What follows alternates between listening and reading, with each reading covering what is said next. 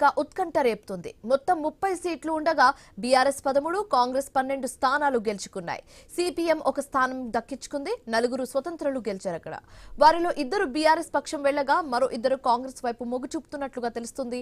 CPM అభ్యర్థి దారేటు అనేది high tension నెలకొంది. ఇప్పుడు అక్కడ స్వతంత్రులు కింగ్ మేకర్లుగా మారిన నేపథ్యంలో రాజకీయ చర్చలు, సంప్రదింపులు, క్యాంపులతో జనగామ హీట్ ఎక్కడం ఖాయంగా కనిపిస్తుంది.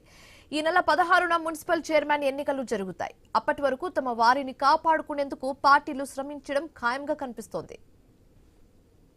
ప్రజలు నన్ను గెలిపించినందుకు వారికి పాదాభివందనాలు. భవిష్యత్తులో వారికి నేను ఏమైతే హామీలు ఇచ్చానో అవన్నీ తప్పకుండా నెరవేరుస్తానని, అధికార పార్టీకి ప్రతిపక్షానికి నా వార్డు ప్రజలు గుణపాఠం చెప్పి పేదోనికి అండగా ఉంటానని నాకు నిలబడి అందించిన సాయానికి వారికి కృతజ్ఞతలు తెలియజేస్తూ ఈరోజు నాకు ఈ విజయానికి నాంది పలికిన నా వార్డు ప్రజలందరికీ పాదాభివందనాలు. మేమే చైర్మన్ అడుగుతామండి, వేరే పార్టీకి ఎందుకు మద్దతు పలకాలి? మాకు చైర్మన్ అడిగే హక్కు లేదా? మాకు ఆ స్వతంత్రం లేదా? మేము 4 ఉన్నాం ఇండిపెండెంట్గా. మేమందరం కూర్చొని ఒక సమయాన చైర్మన్ మాలో ఎవరో ఒకరిని డిసైడ్ చేసి మాకు ఇస్తేనే మీ పార్టీలకు మద్దతు పలుకుతామని కూడా తెలియజేస్తాం.